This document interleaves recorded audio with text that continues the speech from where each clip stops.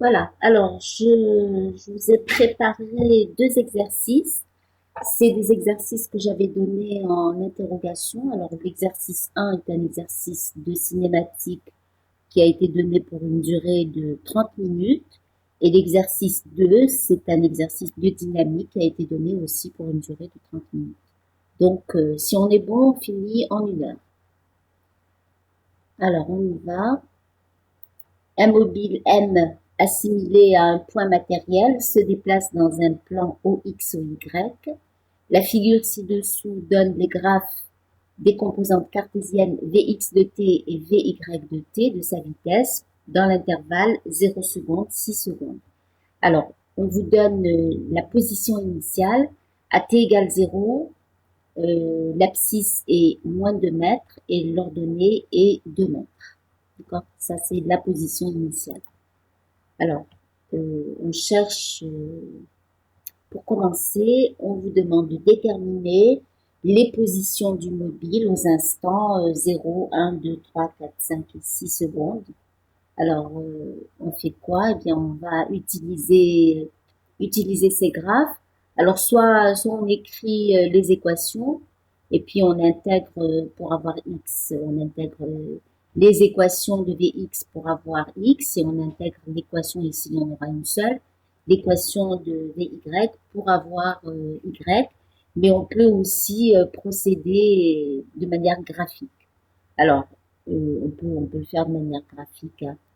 Alors, on fait quoi? Eh bien, on va chercher, alors on commence déjà par écrire ce qui se passe à l'instant initial. Donc, je connais la position initiale, c'est x0 égale moins 2, y0 égale plus 2.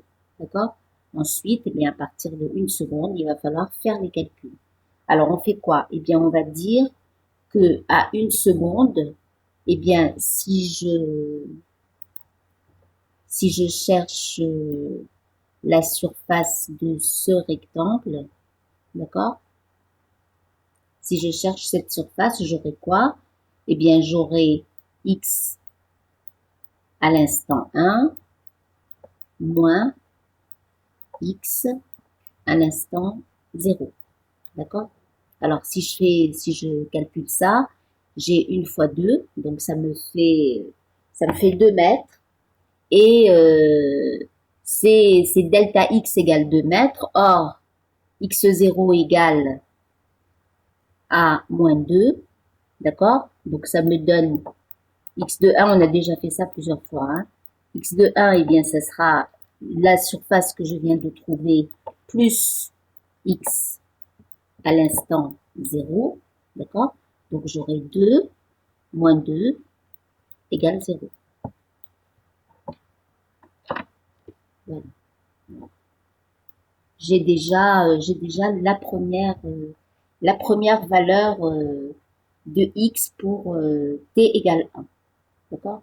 Alors on peut remplir toute la ligne x. On continue.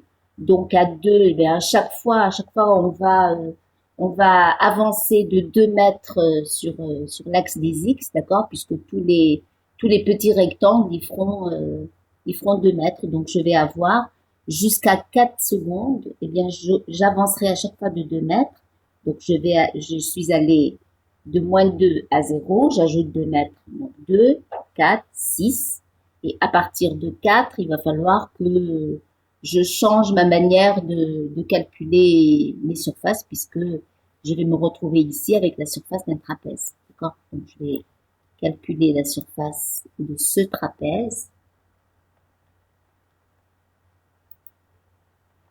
J'ai perdu mon...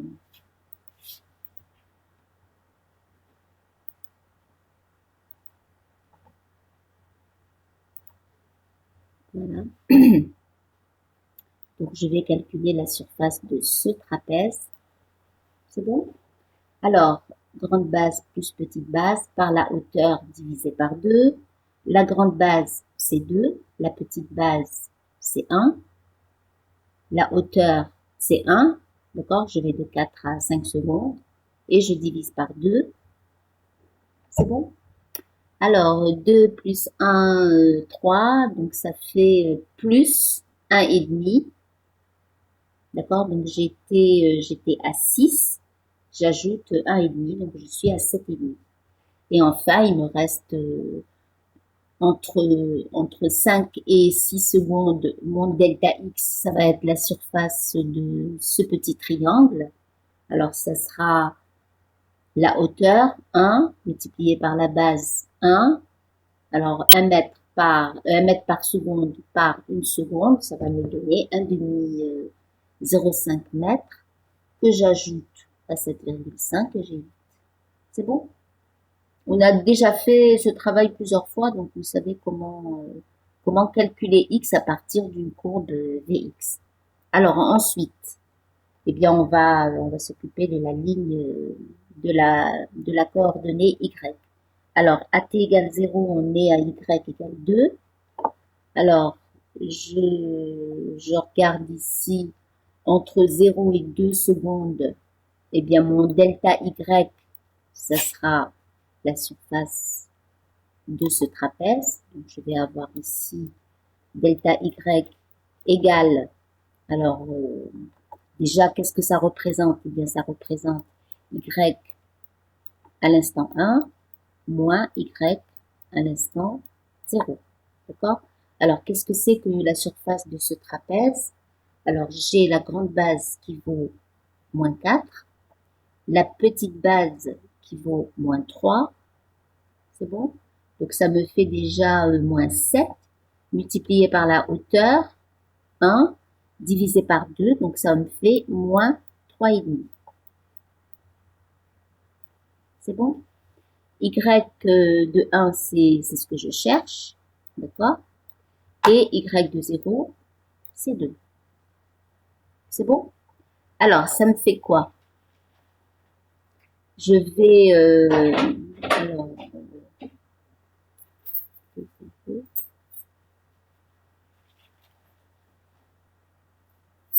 non, est-ce que je ne me serais pas trompée ici?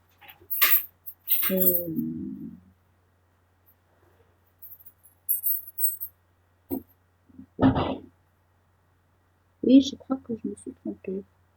Alors, moins 3,5, moins 2, ça fait moins 5,5. Ah oui, ben, je me suis complètement trompée. Alors, qu'est-ce que je vais faire?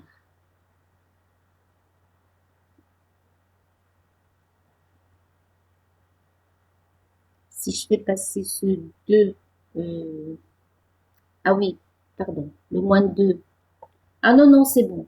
Le moins 2 devient plus 2 à gauche, donc j'ai bien moins 1,5. C'est bon? Donc j'ai y de 1 moins 2 égale à moins 3,5. Donc je fais passer mon moins 2 à gauche, il devient plus 2 et j'ai ici moins 1,5. C'est bon? Alors ensuite, eh bien je cherche y à l'instant 2. Donc je vais devoir chercher, j'enlève tout ça.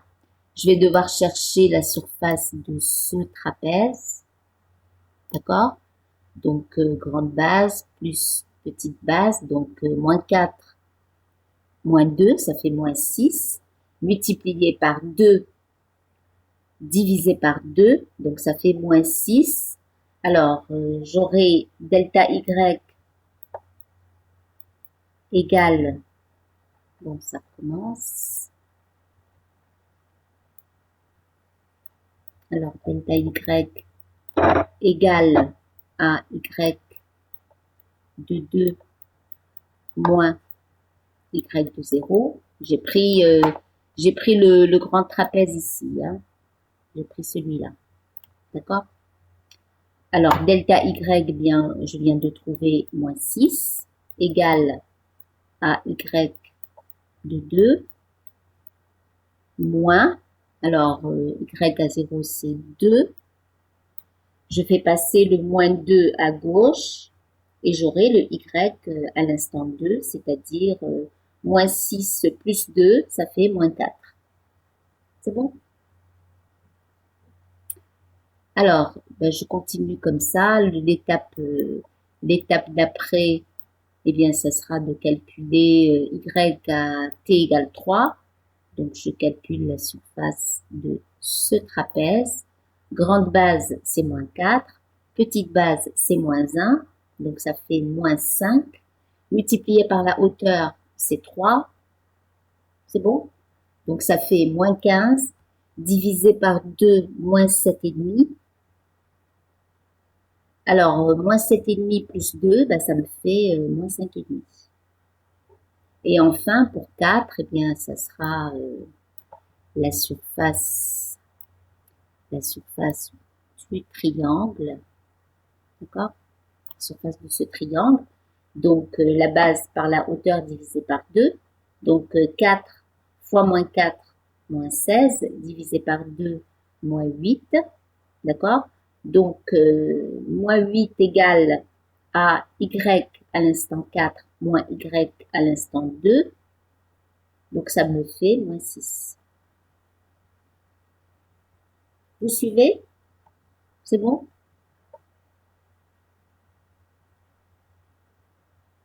D'accord. Alors, ensuite, je passe à y à l'instant 5. Donc, cette fois, je vais calculer la surface de ce petit triangle. Et ça va me donner y à l'instant 5 moins y à l'instant 4. Alors, si je calcule la surface de ce triangle, la hauteur, c'est 1, la base, c'est 1, donc la surface, ça sera 1 demi. Donc, delta y égale y à l'instant 5 moins y à l'instant 4, c'est plus 1 demi. Or, y à l'instant 4, c'était moins 6, donc j'ajoute plus 1 demi, ça me donne moins 5,5.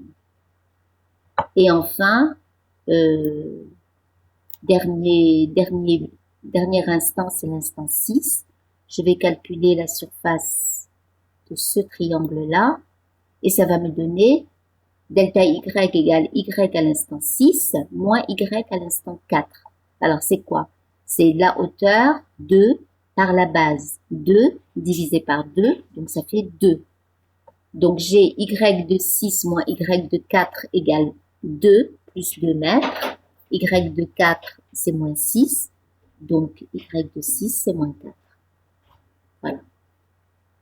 Donc, on a rempli notre tableau. Alors, on nous demande de représenter ces positions et tracer l'allure de la trajectoire. Alors, voici l'allure de la trajectoire. Donc, j'ai à t égale 0, je suis à cette position-là. On va marquer les positions. Attendez.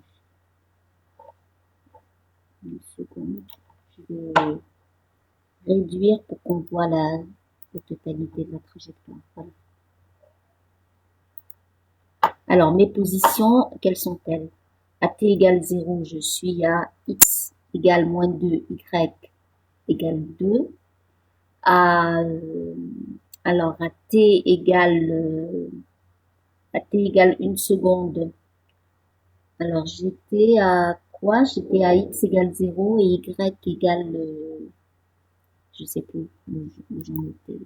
Une seconde. Alors, je vais noter. Alors, les x, j'ai avancé de 2 à chaque fois.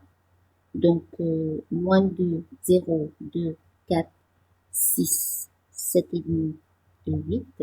Voilà. Et puis, on va pouvoir repérer. Pour le moment, vous ne regardez que la trajectoire, ne vous intéressez pas au vecteur vitesse et accélération. Donc, la première position est ici. La deuxième, elle est à x égale 0. La troisième à x égale 2. On est là. La quatrième à x égale 4. Ensuite, à x égale 6. Ensuite, à x égale 7,5. Alors, 7 est ici, 7,5 est là, et je suis là, je pense. Et puis, la dernière position, c'est à x égale 8 et y égale moins 4. Alors, cette position, elle est plutôt... Alors, je suis à 7, 7,5, un tout petit peu décalé. Ce sera plutôt là. Voilà. C'est bon? Voilà donc les positions, d'accord? Les 7 positions. Et puis la trajectoire qui est une courbe la plus lisse possible qui va joindre tous ces points. Voilà donc pour les deux premières questions. Ensuite, représenter sur la trajectoire le vecteur vitesse à l'instant t1 égale 2 secondes avec l'échelle 1 cm pour 1 mètre par seconde. Alors on va regarder nos deux graphes Vx et Vy et on va chercher les valeurs des composantes à t égale 2. À t égale 2, eh bien Vx égale 2 et à t égale 2, Vy égale moins 2. On lit directement sur le graphe. Hein. Donc à t égale 2, G moins 2. Ça veut dire que la composante Vx, elles ont le même module toutes les deux, hein, elles valent 2 mètres par seconde. La composante Vx est positive, ça veut dire qu'elle va être orientée vers la droite. Et la composante Vy est négative, ça veut dire qu'elle va être orientée vers le bas. D'accord? Alors, voici donc ma composante Vx qui est égale à 2 mètres par seconde. Alors, j'ai besoin d'1 centimètre pour 1 mètre par seconde. Ça veut dire que j'ai besoin de 2 centimètres pour représenter cette composante. Vy, on a vu qu'elle était négative, donc elle est orientée vers le bas. Et puis, je fais la somme de ces deux composantes pour avoir le vecteur vitesse V1. Vous ne voyez... Ah oui, attendez.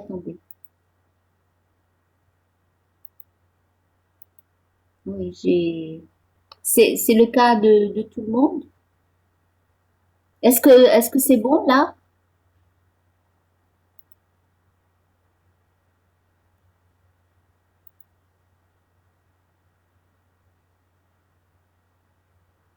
C'est bon? D'accord.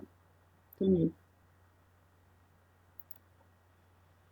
Voilà, donc ma trajectoire. Bon, j'ai plus les points parce que j'ai arrêté d'annoter. Bon, je vais les remettre pour Amroumi qui n'a pas pu voir.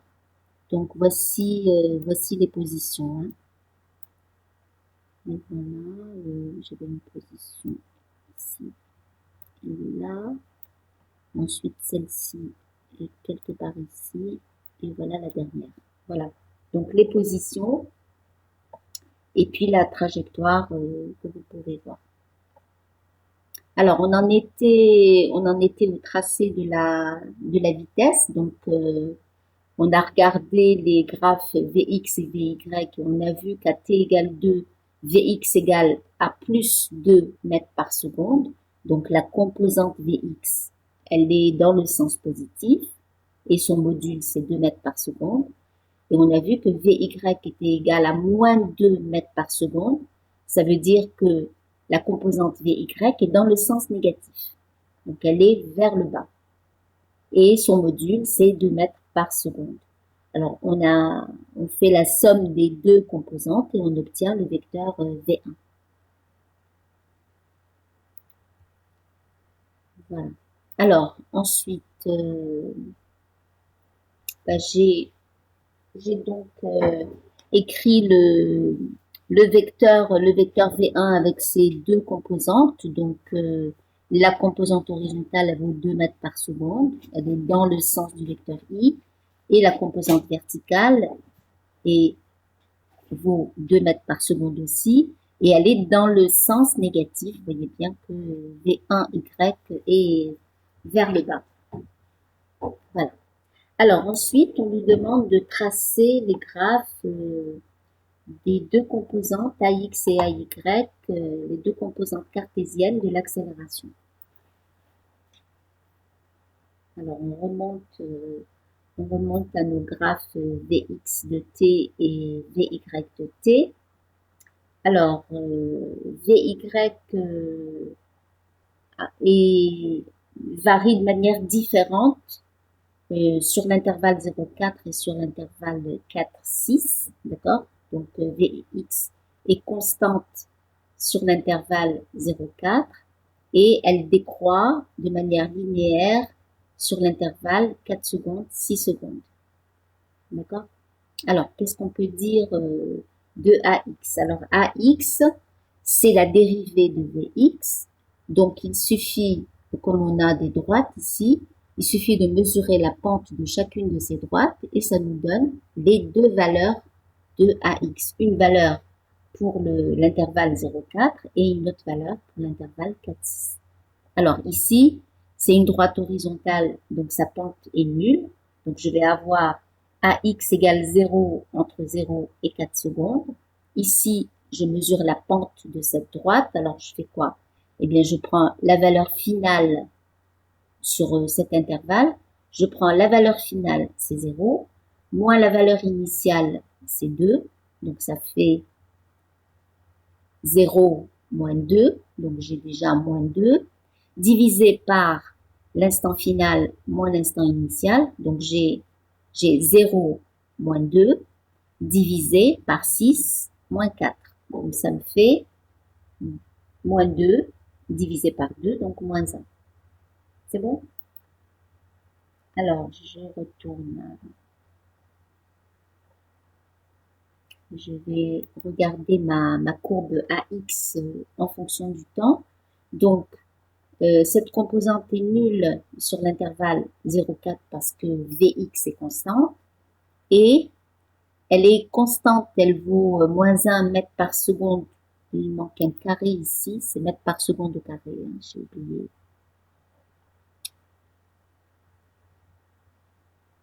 Bon, je corrigerai sur le PDF que je vous enverrai. C'est une accélération, donc c'est des mètres par seconde au carré. Et donc, sur l'intervalle de 4 à 6 secondes, on a trouvé une pente égale à moins 1, donc AX égale moins 1.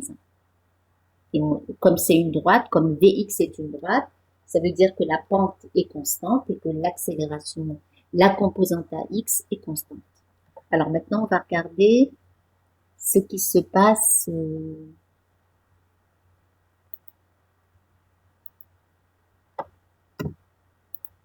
alors, ce qui se passe pour la composante AY. Alors, on regarde la composante VY. On sait que AY, c'est la dérivée de VY. Donc, il suffit, VY est une droite, donc il suffit de mesurer la pente de cette droite et on obtient AY. Alors, ça varie de la même façon de 0 à 6 secondes, donc on a une seule pente à mesurer. Alors, on y va, on va prendre la totalité de la droite, d'accord? Donc, on va prendre la valeur finale, c'est 2, moins la valeur initiale, c'est moins 4. Donc, je vais avoir 2 moins 4, ça fait 6, ça va?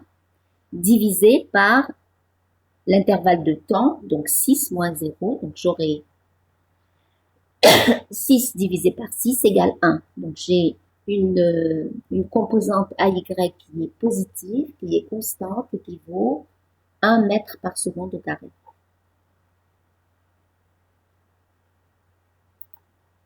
Alors on va regarder notre courbe AY en fonction du temps. Alors évidemment c'est des mètres par seconde au carré. Alors, question, est-ce que c'est bon jusque-là? Vous suivez?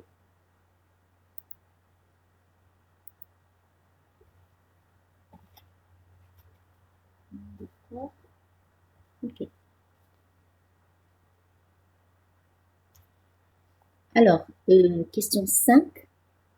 Peut-on donner la nature du mouvement sur l'intervalle 0,4 secondes? Et si oui, en justifiant votre réponse, donnez la nature du mouvement pendant cet intervalle. Alors, la réponse est oui. Il suffit de chercher le signe du produit scalaire VA.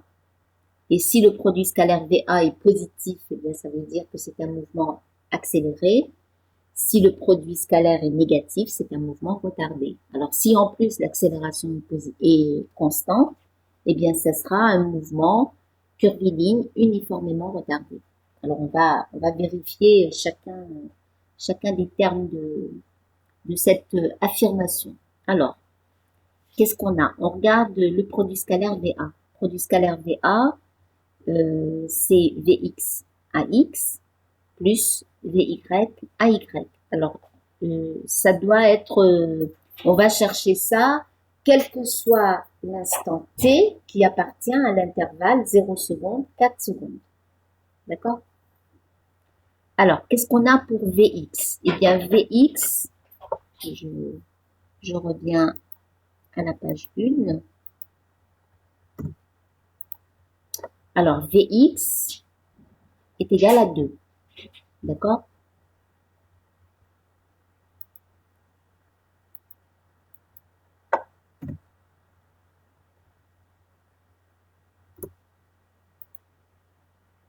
Alors, Vx égale à 2, Ax égale à 0.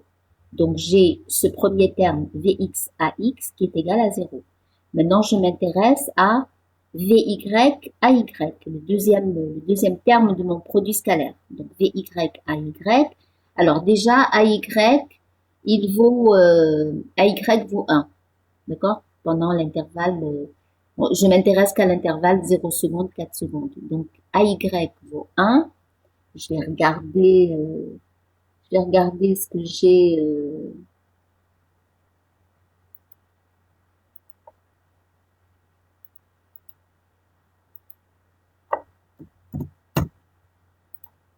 Alors, ce que j'ai pour l'intervalle 0,4, que vaut Vy, eh bien, Vy dépend du temps. Alors, il faut qu'on écrive l'équation. Qu'est-ce que c'est que Vy? Alors, Vy obéit c'est l'équation de cette droite. Vy de t, c'est l'équation de cette droite. Quelle est l'équation de cette droite? On a déjà mesuré sa pente tout à l'heure. On sait que c'est plus 1. C'est-à-dire que Vy, exactement. Vy, c'est t, d'accord? Plus Vy0 qui vaut moins 4. Donc Vy, l'équation de cette droite, c'est t moins 4. C'est bon? Donc je vais écrire, je vous rappelle que j'ai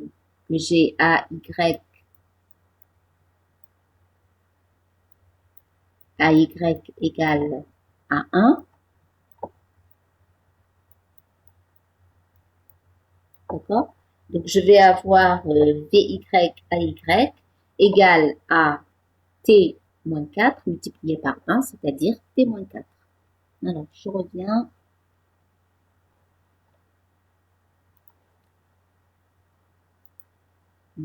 À mon produit scalaire. D'accord? Donc, le produit scalaire VA, c'est Vx AX plus Vy AY. Donc, le premier terme est nul parce que AX est égal à 0. Ensuite, Vy AY, on vient de trouver que c'est t moins 4. Alors, qu'est-ce qu'on peut dire de ce résultat? T moins 4 dans l'intervalle qui va de 0 à 4 secondes. Eh bien, cette expression sera toujours négative pour t. Alors, négative ou au maximum nulle. Quand t égale 4, eh bien, je vais avoir le produit scalaire qui sera nul. Mais pour toutes les valeurs de t inférieures à 4, eh bien, j'aurai ce produit scalaire qui sera négatif. Conclusion, eh bien, je peux dire que c'est un mouvement curviligne retardé.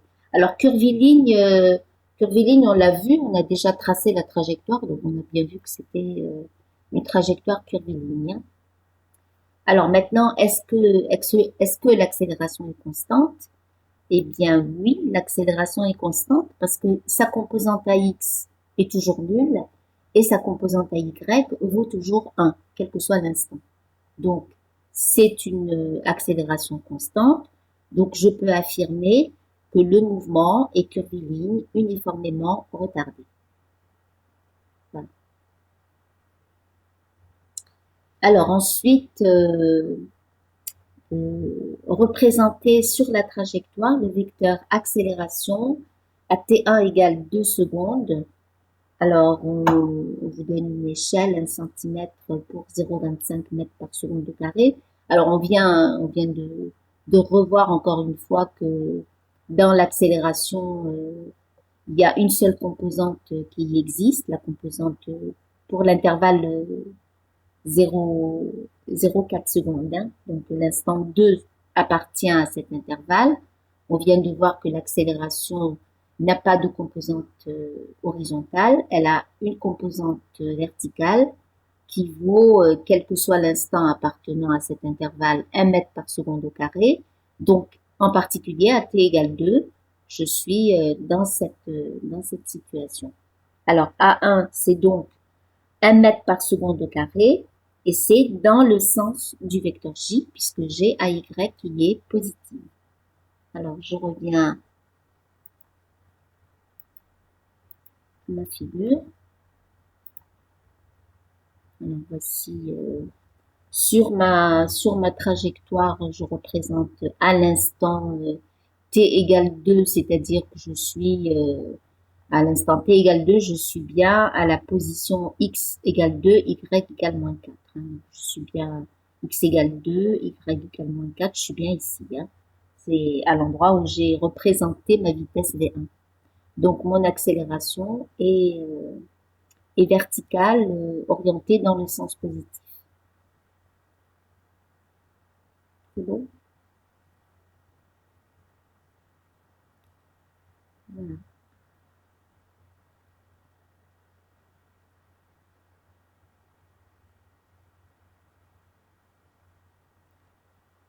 Alors, qu'est-ce que je voulais vous faire remarquer? Ah oui, euh, ce qu'il faut vérifier quand vous tracez un vecteur vitesse et un vecteur accélération, il faut toujours vérifier que le vecteur vitesse est bien tangent à la trajectoire et que le vecteur accélération, il est vers la concavité, c'est-à-dire que quand vous avez un creux dans la trajectoire, il doit être vers l'intérieur du creux. C'est bon? Alors, autre chose, on voit bien ici que le produit scalaire V1 A1 est négatif puisque l'angle qu'il y a entre les deux vecteurs V1 et A1 est plus grand que pi sur 2, donc le cosinus de cet angle, il est négatif. Donc on voit bien que cet instant T1 égale 2, il obéit bien à ce qu'on vient de trouver, c'est-à-dire que le mouvement est retardé puisque le produit scalaire VA est négatif. Voilà. Alors, c'est pas fini. Alors, la question suivante, c'est représenter sur la trajectoire les composantes intrinsèques de l'accélération à cet instant T et déterminer graphiquement les modules de ces deux composantes. Alors, on fait comment?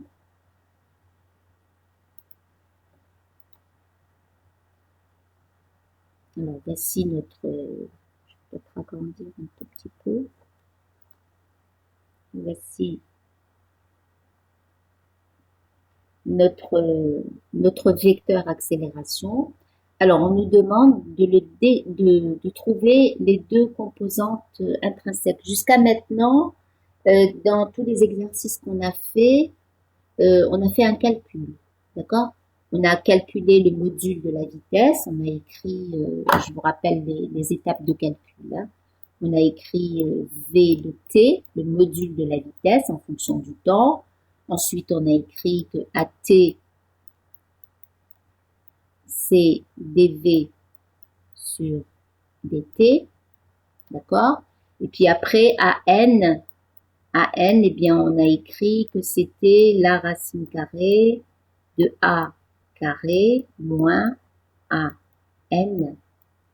carré, d'accord? C'est comme ça qu'on a procédé à chaque fois, on a fait un calcul pour avoir les deux composantes AT et AN. C'est-à-dire que ici, il aurait fallu écrire V de t, donc chercher la racine carrée de Vx carré plus Vy carré dans l'intervalle 0,4 secondes. Ensuite, dériver pour avoir A t. Ensuite, connaissant A, en déduire AN. Mais ici, c'est pas ça qu'on va faire. On va procéder graphiquement. Alors, graphiquement, ça veut dire quoi? Ça veut dire que mon vecteur A, je vais le projeter sur la direction de la tangente à la trajectoire et la direction de la normale à la trajectoire. Alors, il se trouve que la direction de la tangente, eh bien, vous la connaissez déjà, puisque vous avez tracé la vitesse. Et la vitesse étant toujours tangente à la trajectoire, eh bien, vous connaissez la direction de la tangente. Donc, il suffit après, donc la direction de la tangente, c'est la direction du vecteur vitesse. Je vais prolonger ici. D'accord? Ça, c'est la tangente. Alors, la direction qui est perpendiculaire, je vais l'appeler la direction de la normale. Ça va? Donc, la tangente, c'est donné par la direction de la vitesse. La normale, c'est la direction perpendiculaire à la direction de la tangente. Et maintenant, eh bien, il suffit de prendre votre vecteur A1 et puis vous allez abaisser la perpendiculaire jusqu'à ce que vous rencontriez la direction de la tangente et ça vous donne le vecteur AT. Ensuite, vous abaissez la perpendiculaire ici jusqu'à ce que vous rencontriez l'axe normal et ça va vous donner l'accélération normale. Voilà comment on fait graphiquement pour avoir AT et AM. Alors ensuite, on vous demande de donner les valeurs de AT et AM, ça c'est la construction graphique. Donc, vous tracez, je répète, la direction de la tangente, la direction de la normale, vous tracez les deux axes, et ensuite vous projetez l'accélération. Sur l'axe normal, ça vous donne AN, et sur l'axe tangentiel, ça vous donne AT. Alors, les valeurs, eh bien, comme vous avez tracé ce vecteur avec une échelle qui est 1 cm pour 0,25 mètres par seconde au carré, donc il doit faire 4 cm, eh bien, vous mesurez le vecteur AT, c'est bon? Vous trouvez un certain nombre de centimètres. Vous savez que chaque centimètre correspond à 0,25 mètres par seconde au carré. Eh bien, vous multipliez par 0,25 et ça vous donne la valeur de AT. Alors, il se trouve ici que AT et AN ont même module et c'est 0,7. Voilà. Alors ensuite, trouver le rayon de courbure, bon après c'est il n'y a plus rien à faire. On écrit que AN c'est V au carré sur ρ et connaissant V et connaissant AN, eh bien ρ c'est V au carré sur AN. Voilà. Alors est-ce que vous avez des questions sur cet exercice de cinématique?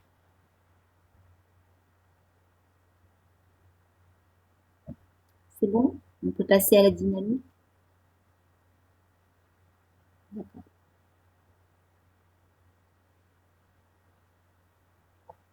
Okay. Très bien. Alors, l'exercice de dynamique, le voici. Alors, G, ça ressemble un tout petit peu à l'exercice 12. D'accord?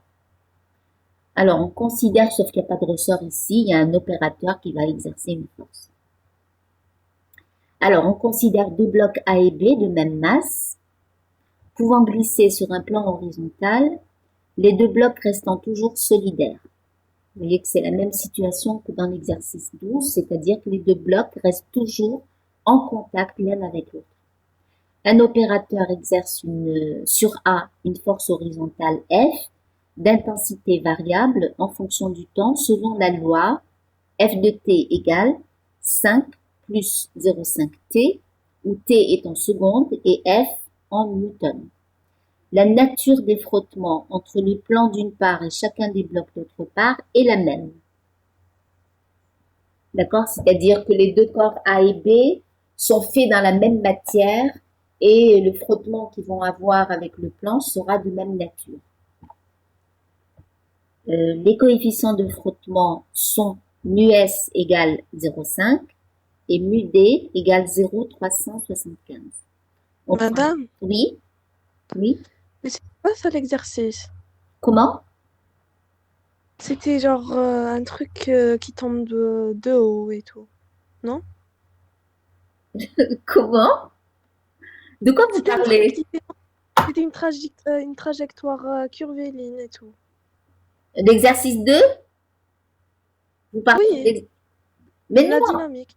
mais non, mais je vous ai dit au début de la séance que j'avais assemblé deux interrogations que j'ai données en 2016. D'accord? Donc, l'interrogation, le test numéro un, c'était l'exercice 1, et le test numéro 2 qui ne portait que sur la dynamique, c'est l'exercice 2.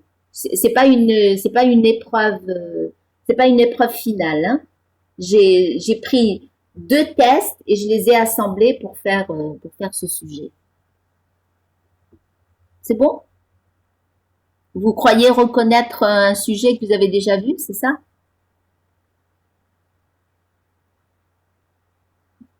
Bon. Qui est-ce qui parlait là?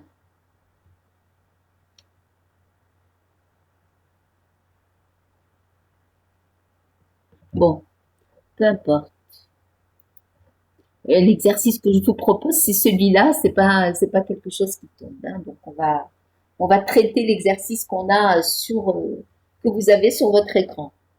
Alors, on considère, alors, euh, j'avais fini de lire l'énoncé. Donc, on prendra G égale 10 mètres par seconde au carré. Alors, voici mes deux blocs. La force exercée par l'opérateur, elle s'exerce sur cette face du bloc A et elle est orientée vers la droite et elle varie de manière linéaire avec le temps, c'est-à-dire qu'elle démarre à t égale 0 avec un module qui vaut 5 newtons et au fur et à mesure qu'on avance dans le temps, eh bien son module va être de plus en plus grand. Alors, première question. Calculer l'instant t0 au-delà duquel le système A plus B se met en mouvement. D'accord? Donc, on cherche la situation de rupture de l'équilibre. Alors, qu'est-ce qu'on peut écrire à la rupture de l'équilibre? Eh bien, on écrit déjà que le système formé par les deux blocs est en équilibre, donc la somme des forces appliquées au système est égale à 0. Donc, j'écris le poids plus la force de contact totale plus F0, ça va être une valeur particulière de cette force F. Donc la somme de ces trois forces égale 0. Et j'ai en plus une deuxième équation, parce que je suis à la rupture de l'équilibre, j'ai comme deuxième équation que mu S, c'est le rapport C parallèle sur C perpendiculaire. C'est bon jusque-là? Alors, on va regarder maintenant ce que la première équation va impliquer. Alors, j'ai le poids qui est vertical, la force F0 qui est horizontale. Donc, pour que la somme donne 0, il faut que la force de contact soit penchée d'un côté ou de l'autre. D'accord? Alors, on on écrit la relation entre les composantes horizontales. Donc, je vais avoir P n'a pas de composante horizontale. Donc, C parallèle plus F0 égale 0. Alors, on voit tout de suite que C parallèle est obligatoirement vers la gauche. D'accord? Puisque F0 est vers la droite, ça veut dire que C parallèle est obligatoirement dans l'autre sens pour que la somme nous donne 0.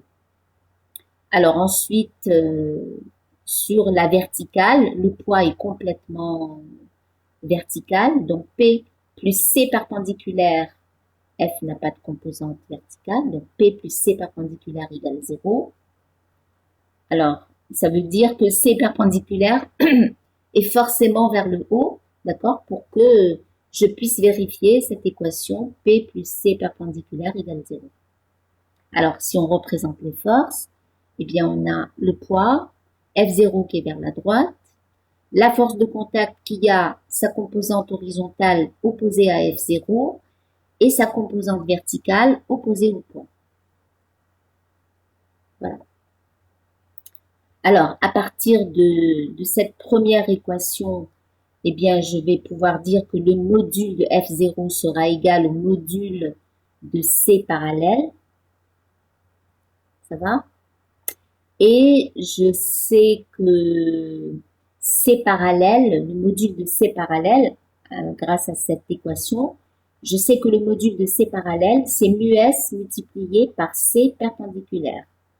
Or, le module de C perpendiculaire, c'est le module du poids. C'est-à-dire que C parallèle, on va l'écrire, le module de C parallèle égale à mu S multiplié par C perpendiculaire. Donc, c'est égal à mu S multiplié C perpendiculaire étant de même, ayant le même module que le poids. Alors, le poids, c'est le poids total. Donc, je multiplie par 2 mg. D'accord? Donc, le module de C parallèle, c'est mu S multiplié par 2 mg. Alors, on va écrire ça. Donc, F0 égale, le module de F0 égale au module de C parallèle. Alors, je sais, d'un côté, je sais écrire F0. À l'instant T0, eh bien, ça sera 5. Donc, je vous rappelle l'expression, hein, c'est 5 plus 0,5T. Donc, à l'instant T0, ça sera 5 plus 0,5 T0. Et de l'autre côté, j'écris l'expression du module de C parallèle qui est 2 mu S mg. C'est bon? Alors, je fais passer le 5 à droite. J'aurai 0,5 T0 égale à 2 mu S mg moins 5. Et pour avoir T0, je divise par 0,5 et je trouve 30 secondes. Voilà donc pour le temps au-delà duquel le système se met en mouvement. Si on dépasse un tout petit peu 30 secondes, eh bien, le système va se mettre en mouvement. C'est-à-dire que j'ai des situations d'équilibre depuis l'instant 0 jusqu'à l'instant 30 secondes. Et dès que je dépasse 30 secondes, eh bien, le système se met en mouvement.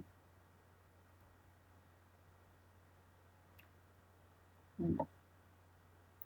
Alors, la question suivante. À 30 secondes, eh bien, à 30 secondes, je suis encore en équilibre. C'est-à-dire que le système ne s'est pas encore mis en mouvement. D'accord?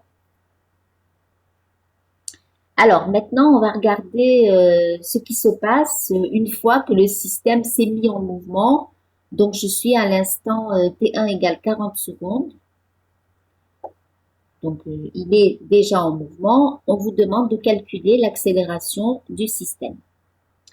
Alors, déjà, on peut se demander quelle est la valeur de la force F1. Alors, si on dessine, si on veut dessiner les forces avant de faire les calculs, alors c'est une représentation qualitative. Hein. Il y a le poids, il y a la force F1 qu'exerce l'opérateur, d'accord? Cette force F1, étant donné qu'on est à l'instant 40 secondes, eh bien, elle va avoir comme valeur 5 plus 0,5 fois 40, d'accord? Donc, on va avoir 5 plus 20, donc 25 newtons. Donc, j'ai ma force F1, j'ai mon poids, j'ai ma force de contact. Alors, attention, cette fois, le système est en mouvement, donc la force de contact doit être, on peut déjà prévoir quelle va être l'inclinaison de la force de contact. La vitesse étant vers la droite, eh bien, la force de contact va être penchée vers l'arrière. Et je sais d'avance que le rapport du module de C parallèle sur C perpendiculaire, ce rapport va être égal à mu D, qui est le coefficient de frottement dynamique. D'accord? Alors maintenant, les calculs. Alors, je vous rappelle l'objectif. c'est de trouver l'accélération du système. Alors, on écrit la relation fondamentale de la dynamique appliquée au système, donc le poids total, plus la force de contact totale, plus F1 égale à la masse totale multipliée par l'accélération. Et deuxième équation, comme le système est en mouvement, puisque je suis au-delà de T0 égale 30 secondes, je suis sûre que le système est en mouvement, eh bien j'écris la définition du coefficient de frottement dynamique qui est que le rapport du module de C parallèle sur le module de C perpendiculaire, c'est le coefficient de frottement dynamique. Alors, la première équation, je vais écrire la relation à partir de cette équation, les relations entre les composantes horizontales d'un côté et verticales de l'autre. Alors, P n'a pas de composante horizontale, C a une composante horizontale, C parallèle, F1 est complètement horizontal, l'accélération est complètement horizontale. Donc, ça me donne quoi?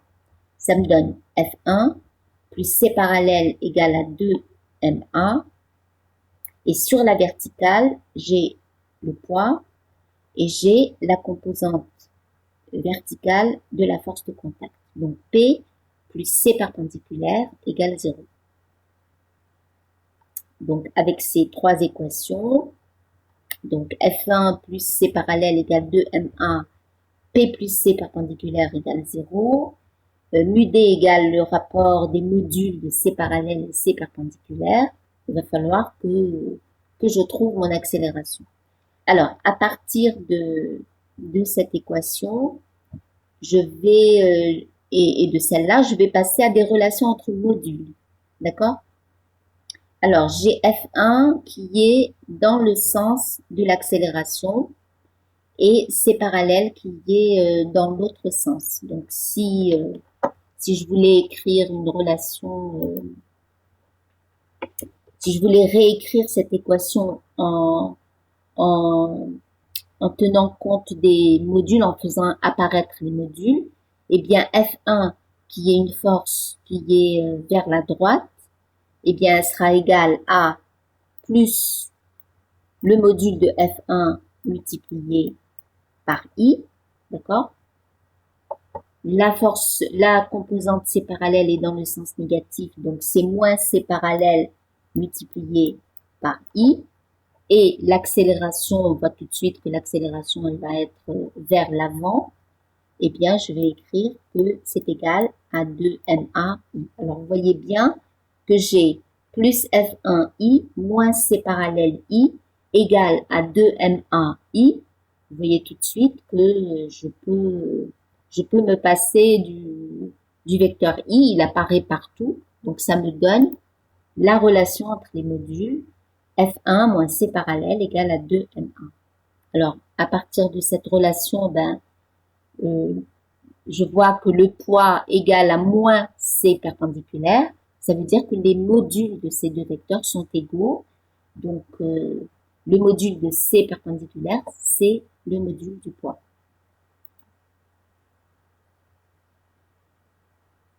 Alors, qu'est-ce que ça me donne? Ça me donne ici... je vais peut-être écrire ça. À partir de ces deux équations, qu'est-ce que je vais pouvoir écrire? Je vais pouvoir écrire que 2MA, d'accord? Ça va être le module de A, hein, égale à quoi? Égale à F1, donc le module de F1, moins C parallèle. Alors, qu'est-ce que c'est que C parallèle? On a vu que c'était mu D,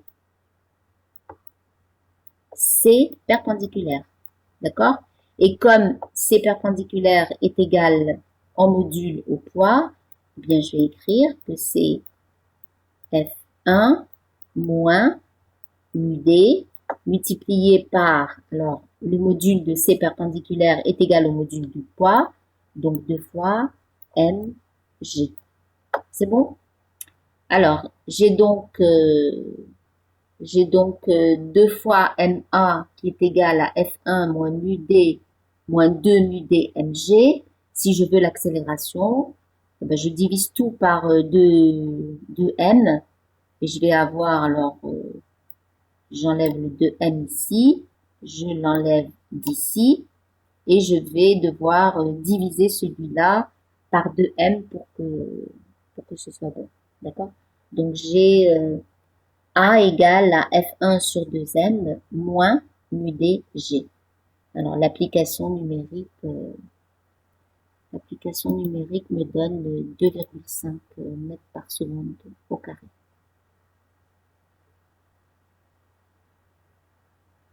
Alors maintenant, calculer et représenter à l'échelle 1 cm pour 5 newtons les forces appliquées sur le bloc A.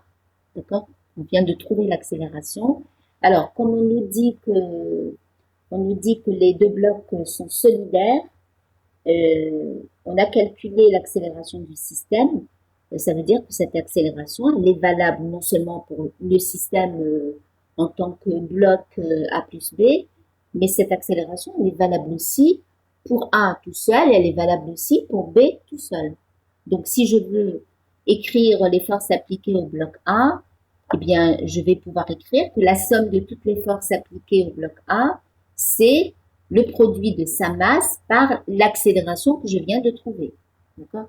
Cette accélération qui est commune à la fois, je vais l'écrire ici, je vais avoir l'accélération du système qui va être égale à l'accélération de A et elle est égale à l'accélération de B. Alors c'est vrai en vecteur aussi. Hein.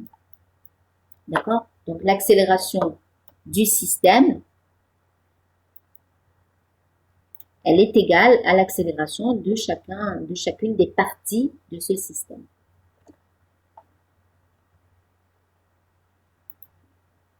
Voilà. Alors on va écrire les forces appliquées au bloc A.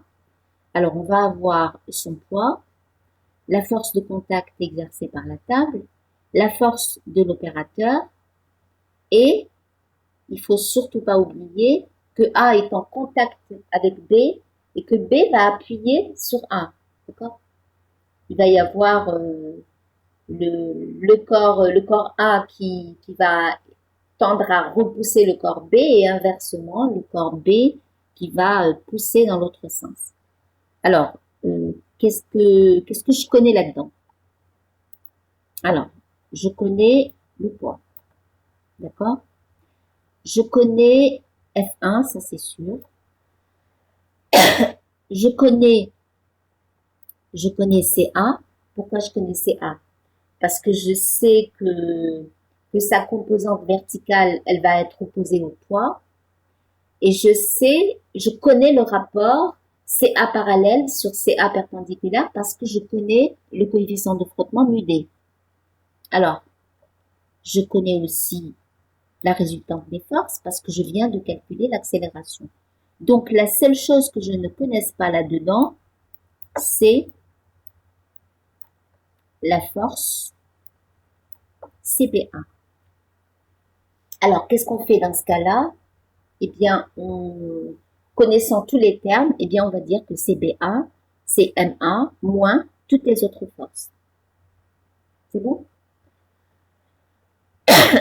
Alors, on va écrire les composantes des forces, on va les écrire dans l'ordre dans lequel on peut les connaître, d'accord? Alors, le poids, on le connaît toujours, d'accord? Donc, il est orienté vers le bas, pas de composante horizontale, une composante verticale qui est vers le bas, qui vaut, alors j'ai 4, quelle est, quelle était la masse? Oui, la masse c'était 2 kilos, d'accord? C'est bon, hein? La masse c'était 2 kilos, donc je multiplie par G, ça me fait bien moins 20 newtons. D'accord? La force F1, ben, on l'a calculée tout à l'heure, elle fait 25 newtons. Elle est orientée horizontalement vers la droite, donc plus 25 newtons et pas de composante verticale. Alors CA, ici ça va nous demander un petit peu de calcul. Donc je vais détailler ici. Hein. Alors G, je vais l'écrire ici. Alors CA perpendiculaire en module est égal à MG, d'accord? Et CA perpendiculaire est de sens opposé au poids. Donc, si j'ai trouvé moins 20 pour le poids, eh bien, je vais avoir plus 20 pour la composante CA perpendiculaire. C'est bon? Parce que c'est une composante qui est orientée dans le sens négatif. Alors maintenant, qu'est-ce que j'écris? J'écris que CA parallèle, c'est mu D, CA perpendiculaire, c'est-à-dire mu D, MG. C'est bon? Alors, MG étant égal à 20 newtons, d'accord? Le module M multiplié par G, c'est 20 newtons. Je multiplie par mu D, c'est 0,375. Donc, ça me fait 7,5 newtons. Alors, qu'est-ce que j'ai comme autre information? Eh bien, comme autre information, je sais que CA parallèle est vers l'arrière. Qu'est-ce que ça implique? Le fait que CA parallèle soit vers l'arrière, eh bien, ça veut dire que CA, la mesure algébrique de CA, je vais continuer ici, ça veut dire que la mesure algébrique de CA parallèle, eh bien, ça sera moins 7,5 newtons. D'accord? Parce que je sais que CA est toujours penché vers l'arrière par rapport au sens du mouvement. Donc, CA parallèle est une composante qui est forcément dans le sens négatif. Donc, je mets un signe moins ici. C'est bon, je peux effacer tout ce que j'ai écrit là. C'est noté. C'est bon? D'accord. Alors maintenant, il me reste encore deux vecteurs à écrire. Donc MA, j'ai trouvé une accélération de 2,5 mètres par seconde au carré et M vaut 2 kg. Donc MA, c'est 5 newtons. Je suis dans le sens positif, plus 5 newtons. Pas de composante verticale.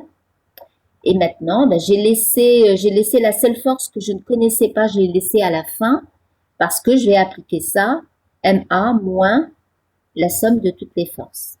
D'accord? Donc, ce sera MA moins PA moins CA moins FA. Alors, on y va.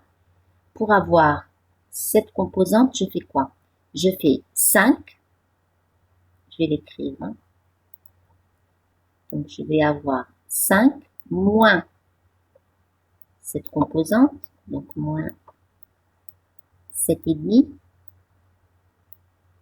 D'accord? Moins 25. C'est bon? Moins 0. Donc, j'ai mis MA moins la composante PA parallèle, il n'y en a pas, moins CA parallèle, moins F1. C'est bon? Voilà, donc ça me donne quoi? Ça me donne moins 20, d'accord? J'ai moins 25, alors je peux déjà faire ici la somme de ces deux termes, ça va me faire 12,5. Donc moins 25 plus 12,5, et ça me fait bien moins 12,5. C'est bon? Alors maintenant, il faut faire la même chose pour les composantes verticales. Ça va me permettre de vérifier que je ne me suis pas trompée. Alors, pour les composantes verticales, je vais écrire donc que la composante verticale de CBA, c'est MA. Alors, MA perpendiculaire, donc c'est 0, moins 20, moins 0, moins 20. Alors, ça me donne quoi? Ben, ça me donne 0. Ça veut dire que cette force CBA, elle n'a qu'une composante horizontale, elle n'a pas de composante verticale. D'accord? Puisque quand vous faites la, la différence entre cette composante et la somme de toutes les composantes verticales, vous obtenez 0.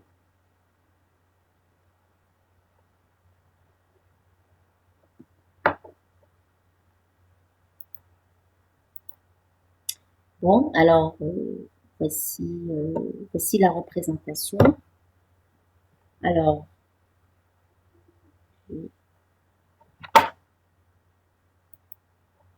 diminuer un petit peu pour qu'on voit à la fois les composantes, les expressions des composantes.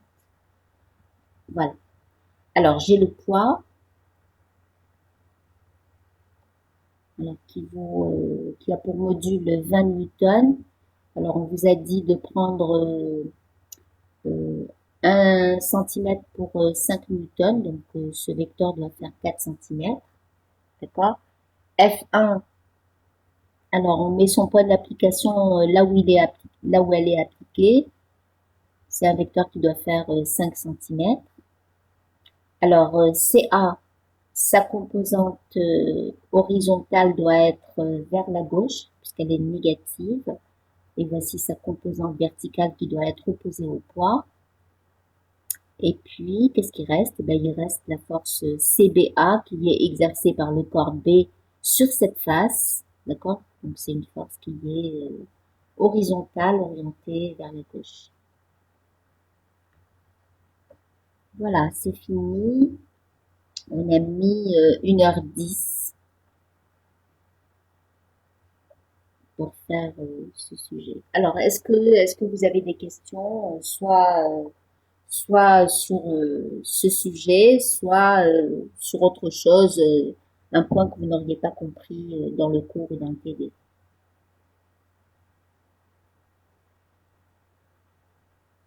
Ah, le temps de l'examen. Alors, euh, ça sera, je pense, 1h30. De toute façon, on vous préviendra par mail, on vous confirmera l'horaire et on vous dira combien de temps va durer l'épreuve. Normalement, oui, c'est lundi. Alors, est-ce qu'il faut juste écrire la réponse? Euh, Ça dépend. S'il y a des questions où on vous demande de justifier quelque chose, oui. Autrement, si vous avez, je sais pas, qu'est-ce que je pourrais, par exemple, si on vous donnait ce sujet et qu'on vous demande de donner l'accélération, alors ce que vous pourriez faire, c'est essayer d'écrire le résultat d'expression littérale et le résultat numérique. Alors, généralement, ce qu'on fait, c'est on vous propose des expressions. Alors, parmi ces expressions, il y en a qui sont, il peut y en avoir une ou peut-être même deux qui sont justes, et il y a des expressions qui sont fausses, et vous devez cocher la bonne réponse. Alors Madame, maintenant, oui, oui, par exemple, si on trouve un nombre genre il est très proche d'une proposition, oui. Vous voulez dire avec une comme, petite vous différence voulez dire après la comme, virgule. vous voulez dire comme la dernière fois où le résultat c'était 0,62 et qu'on vous proposait 0,65, c'est ça? Pour La l'unité dernière de fois, c'était distance? mu D. C'était mu S est égal 0,25, 0,33 aussi. Oui, eh ben, dans ce cas-là, alors si c'est une erreur, si c'est une différence dans l'arrondi, c'est-à-dire par exemple, si le coefficient de frottement vaut 0,24, 0,249 et qu'on vous met 0,25, ça c'est normal. D'accord? C'est bon? C'est-à-dire qu'on a Oui, oui. arrondi. Par contre, si ce coefficient de frottement c'est 0,249 et qu'on vous met 0,55, ben, c'est faux. Si on vous met, vous voyez ce que 0, pardon, 0,2, 0,26 ou 0,24, ben, même si c'est proche, ce n'est pas le bon coefficient. D'accord? Vous regardez votre résultat sur votre calculatrice. Si le chiffre qui vient après, par exemple, l'exemple que je viens de vous donner, c'est 0,249, que vous pouvez arrondir à 0,25 et qu'on vous propose 0,25, ça c'est bon, c'est la bonne réponse. Par contre, si on vous propose 0,26, ce n'est pas la bonne réponse. Je sais pas si c'est clair. C'est bon? Madame. Oui, alors c'est lundi 8 mars à 17h. Alors, je pense que ce sera 1h30. Voilà. Mais dans des matières littéraires, on a 2 heures. Oui, bah parce que c'est des sujets qui sont faits pour 2 heures. Nous, on vous donne un sujet pour 1h30. Vous savez, on teste la durée de l'épreuve. Hein. Madame, l'épreuve, ça sera pour 1h30 ou bien pour 1 heure? 1h30. Je viens de répondre à la question. Alors, les calculs, Madame, est-ce qu'on écrit directement ou est-ce qu'il faut préciser la méthode? Si on vous laisse un champ pour répondre, ben vous pouvez justifier. Maintenant, si c'est une réponse où vous cochez la bonne réponse, il n'y a rien à justifier. D'accord? Madame, on aura 2 exercices. Oh ben ça, je peux pas vous le dire. Je dois pas vous le dire. Et est-ce que vous aurez l'énergie? Je vous ai dit qu'il y aurait tout ce qu'on a fait, y compris l'énergie. Oui, il peut y avoir de l'énergie. Vous devez revoir tout le programme.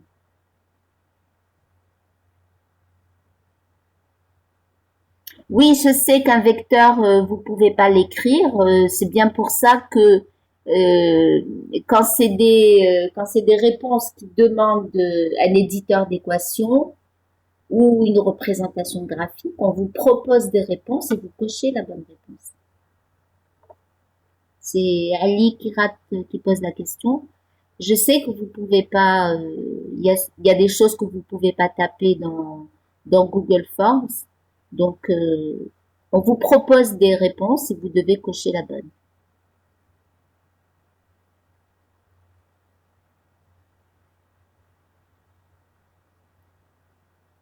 Oui, on va vous accorder plus d'1 heure pour l'examen. On va vous donner 1h30.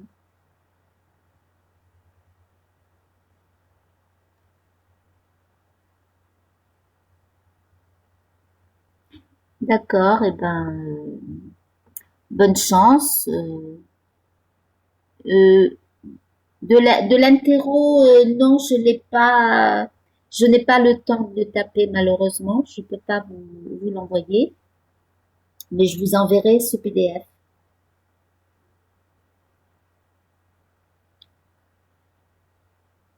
Voilà. Mais s'il n'y a pas d'autres questions, j'arrête l'enregistrement.